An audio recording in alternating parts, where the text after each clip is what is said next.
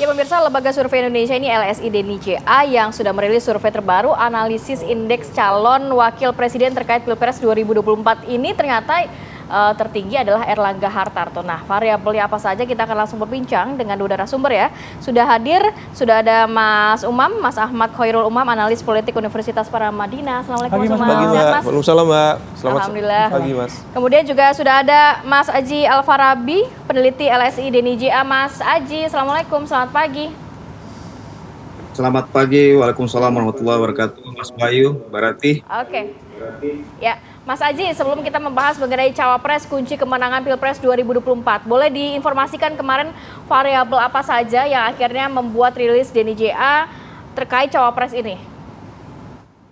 Ya, kita melihat empat hal ya, empat hal di luar faktor elektabilitas ya, yang kemudian menjadi pertimbangan utama dalam penentuan cawapres ya. Jadi selain cawapres, sebetulnya rilis kita kemarin juga terkait soal pertarungan 3 capres ya, menjelang 9 bulan menjelang Pilpres 2024 ya. Jadi pertarungan antara Pak Ganjar, Pak Prabowo dan Pak Anies ya. Selain faktor capres, memang yang juga penting kita rilis dalam survei kita kemarin adalah indeks cawapres. Jadi indeks cawapres ini sebetulnya datang dari asumsi bahwa untuk posisi cawapres, faktor elektoral itu bukan merupakan faktor utama yang dilihat dalam peta koalisi atau pertimbangan dalam memilih cawapres ya. Karena dari data yang kita kumpulkan sebetulnya faktor elektoral cawapres belum menjadi faktor signifikan dalam menambah suara atau dukungan para capres ya. Itu terlihat dalam survei kita ya. Ketika nama-nama cawapres kita paketkan dalam berbagai simulasi pasangan capres cawapres, ternyata tidak banyak menambah elektoral ya. Jadi simulasi personal ya, artinya capres sendiri dibanding dengan ketika kita simulasi dengan pasangan itu tidak banyak menambah elektoral, kecuali memang kita menguji hanya personal cawapres. Itu memang ada beberapa nama yang signifikan, tapi ketika dipasangkan tidak terlalu signifikan, sehingga kita membuat apa yang disebut sebagai indeks cawapres yang melibatkan 4 variabel yang lain ya. Jadi pertama adalah kuasa tiket ya, atau faktor koalisi partai. Kemudian kedua adalah pengalaman pemerintahan, dan yang ketiga adalah jaringan sumber dana. Ada faktor keempat yaitu tokoh yang berasal dari ormas besar ya. Nah, dari 4 variabel ini kemudian kita melihat ya, dari expert judgment yang kita buat dalam menilai ke-8 cawapres, ternyata memang hanya satu nama yang memenuhi 3 variabel dari 5 variabel. Jadi ke-8 cawapres ini memang tidak ada satupun yang memenuhi 5 variabel tersebut ya. Hanya yang paling tinggi tiga variabel, yaitu Pak Erlangga Hartarto ya. Jadi Pak Erlangga itu kemudian memenuhi pertama faktor tiket ya, kuasa tiket ya, karena beliau adalah ketua umum partai Golkar ya. Kalau kita lihat ya, kalau kemudian berkoalisi dengan capres manapun ya, antara Pak Anies kemudian Pak Ganjar atau Pak Prabowo, memang Pak Erlangga ini kemudian menjadi front runner ya. Kenapa demikian? Karena kita tahu Golkar adalah partai yang saat ini perolehan kursinya ya paling banyak setelah PDI Perjuangan ya. Golkar ada kurang lebih sekitar 85 kursi ya, atau kurang lebih sekitar 14% dari total kursi di DPR ya. Sehingga ketika misalnya berkoalisi dengan capres yang lain, maka ini kemudian menjadi pertimbangan utama. Kemudian kedua, pengalaman pemerintahan dari Pak Erlangga ya, ketika di periode sebelum di 2 periode Pak Jokowi menjadi masuk dalam kabinet, dan tentunya yang ketiga adalah faktor logistik ya. Nah, jadi inilah yang kemudian kita lihat bahwa faktor-faktor atau variabel yang menjadi pertimbangan dalam penentuan cawapres. Karena kalau capres biasanya ya kita lihat ditentukan oleh popularitas atau elektabilitas para tokoh itu berdasarkan survei, maka cawapres ini sebetulnya keputusan yang biasanya diambil oleh para elit politik atau hanya melibatkan segelintir elit politik. Oke, Mas Aji, dari 5 variabel yang tadi Mas Aji sampaikan ya dengan indeks cawapres gitu, apakah setiap variabel itu muatannya sama atau mungkin ada satu variabel yang skornya jauh lebih tinggi dibandingkan variabel-variabel yang lain?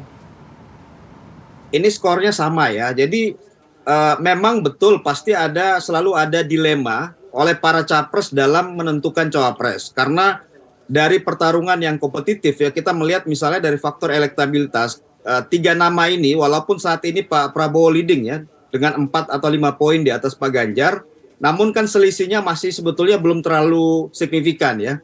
Kita lihat misalnya Pak Prabowo sama Pak Ganjar itu selisihnya 4-5% ya dalam survei kita ya. Pak Prabowo di 33,9, Pak Ganjar 31, sekian persen.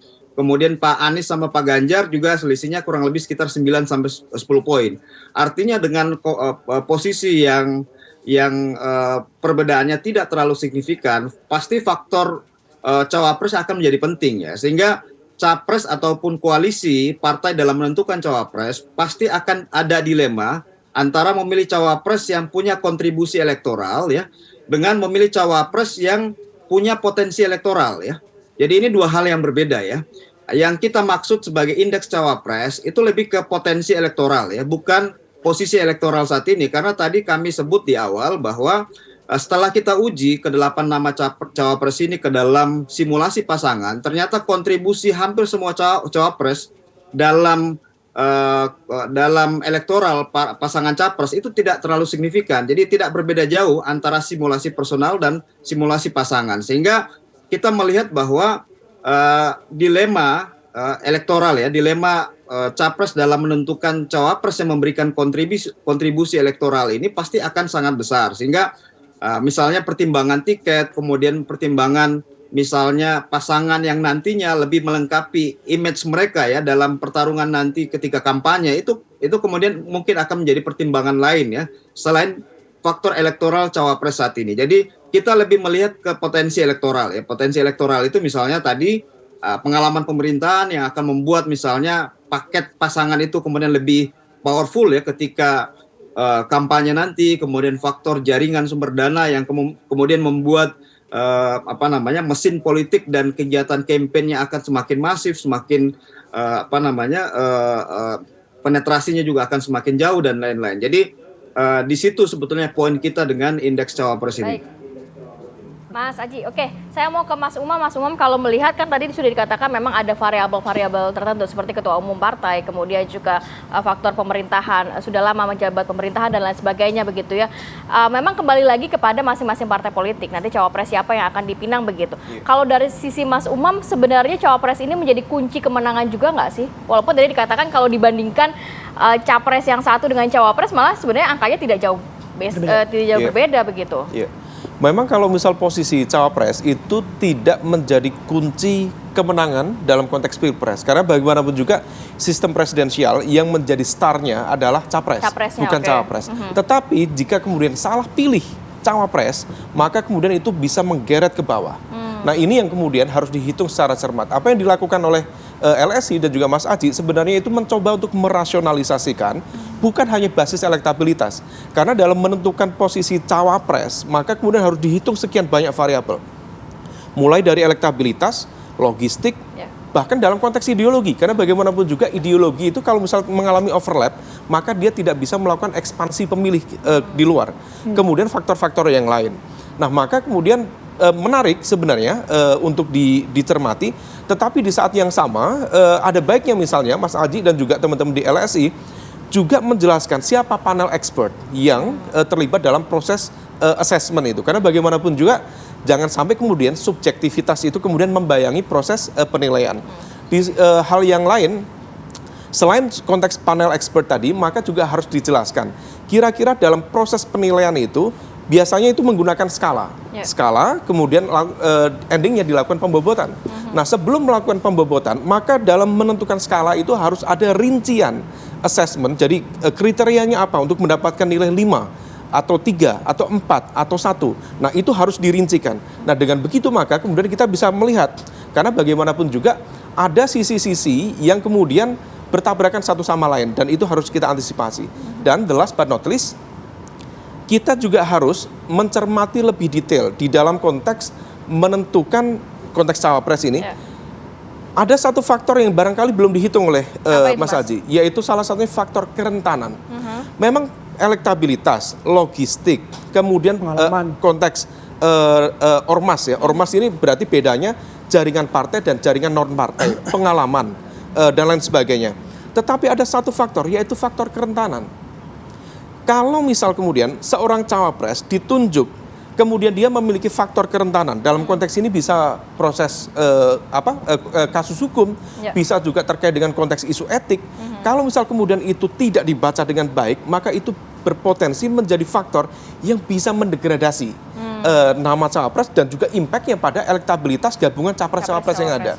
Nah, maka harus dihitung betul, dan untuk menghitung itu harus secara genuine, bukan kemudian didasarkan pada subjektivitas. Karena kalau misal kemudian dihitung secara objektif, dihitung apakah ada kasus hukum yang melingkupi nama ini, apakah kemudian ada faktor yang masuk dalam big no atau negative list dari koalisi yang ada. Nah, kalau misal kemudian itu sudah dirancang dengan baik, dihitung dengan genuine, maka kemudian bisa kategori ini objektif dan ini bisa menjadi bagian dari proses pemenangan dalam konteks cawapres yang ditunjuk itu. Oke, kalau Mas Umam sendiri melihat apakah keputusan ketika capres memilih cawapres itu itu menjadi bagian besar dari elit politik sendiri, artinya tidak terlalu banyak menyerap aspirasi masyarakat di bawah?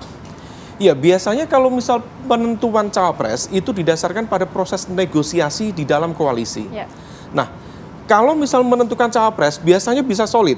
Tetapi begitu menentukan cawapres, terutama jika koalisi itu terdiri atas sekian banyak partai dan masing-masing partai memiliki ego, masing-masing partai memiliki kepentingan untuk meletakkan ketua umumnya biasanya di posisi cawapres, biasanya terjadi benturan. Nah, benturan itu harus di-manage dengan baik, salah satunya melalui proses negosiasi.